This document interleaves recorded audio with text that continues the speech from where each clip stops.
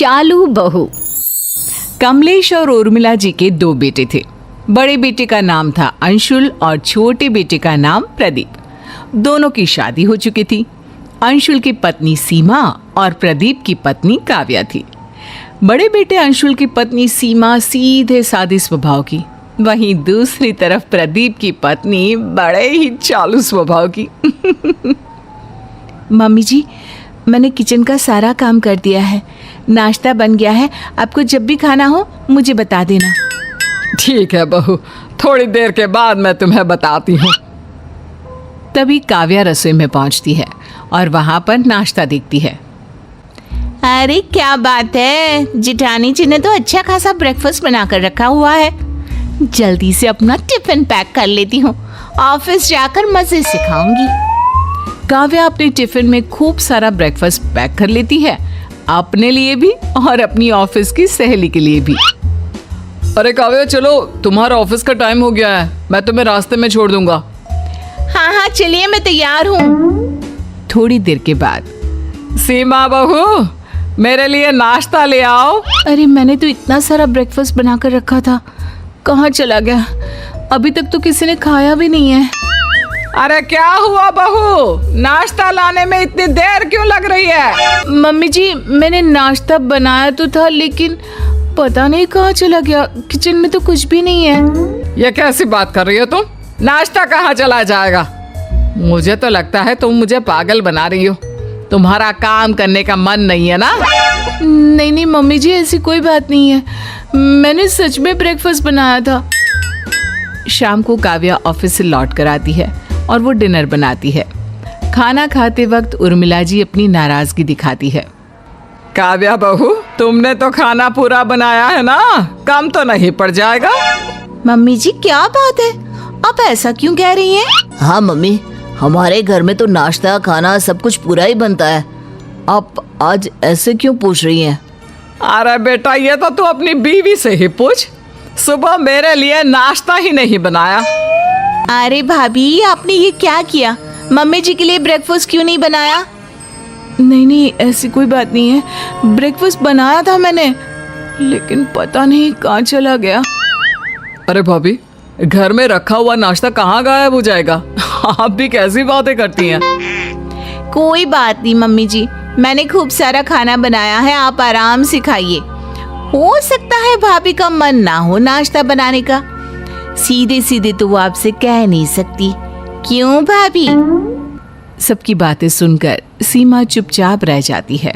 और फिर एक दिन, देखो बच्चों, अब हमारी उम्र हो चली है। हमारी जो भी जमा पूंजी है, मेरा मतलब है कि तुम्हारी माँ के गहने वगैरह, हम चाहते हैं कि वो अब हम तुम्हें दे दें। अब तुम लोग उनकी देखभाल करो और अपने पास रखो। लेकिन पापा, आप है ना सब संभाल कर रखने के लिए। अरे पापा जी ठीक ही तो कह रहे हैं, कल को भगवान न करे उनकी तबीयत ऊपर नीचे हो जाए, कुछ हो जाए। अब इस उम्र में किस चीज का क्या पता है ना? बहुत सही कह रही है। देखो बेटा, बाकी सारी चीजें तो मेरे पास 2 है, लेकिन ये जो बड़ा वाला हार है ना, ये बस एक ही है। कोई बात नहीं मम्मी जी, ये हार आप अपने पास रख लीजिए और बाकी की चीजें आप चाहे तो हम दोनों को दे सकती हैं। लेकिन मम्मी जी, आप इस उम्र में इसे कैसे संभालेंगी? अरे कहीं इधर उधर रखकर भूल गई तो? बहुत सही कह रही है, लेकिन प्रॉब्लम यह है कि हम इस हार को तुम दोनों में से किसे बांटे? हाँ पापा, ये बात तो सही है, लेकिन कोई बात नहीं, अंशुल भैया बड़े हैं, आप चाहे तो ये उनको दे दीजिए। हाँ वैसे आप ठीक ही कह रहे हैं मम्मी जी, ये हार आप सीमा भाभी को ही दे दो। अरे नहीं नहीं, इस पर तुम्हारा भी पूरा अधिकार है। पूरे परिवार में किसी को समझ में नहीं आता कि उस हार को दोनों बहुओं में किस तरह बांटा जाए। काव्या हार को पूरी तरह से अपने पास रखना चाहती थी, इसीलिए एक दिन मौका देखकर वो उर्मिला जी के पास पहुंच गई। मम्मी जी, मेरे मायके में ना शादी है, तो मुझे वो आपका बड़ा वाला हार चाहिए था। अरे हाँ हाँ, क्यों नहीं बहू, ले जाओ ले जाओ, तुम्हारे काम नहीं आएगा तो किसके आएगा, लेकिन थोड़ा संभाल कर रखना। हाँ बेटा। काव्या उस हार को लेकर अपने मायके चली जाती है और जब वो शादी से लौट कर आती है तो बुरी तरह से रोते और चिल्लाते हुए वापस आती है। ये देखकर सब लोग डर जाते हैं। क्या हुआ काव्या, तुम इतना रो क्यों रही हो? सब ठीक तो है ना काव्या? तुम्हारी हालत देखकर लग रहा है कि कुछ हो गया है। काव्या क्या हुआ? मैंने तुम्हें पहले ही अकेले जाने से मना किया था। क्या बताऊं, रास्ते में किसी ने मेरा पर्स छीन लिया और उसमें से मम्मी जी का बड़ा वाला जो हार था ना।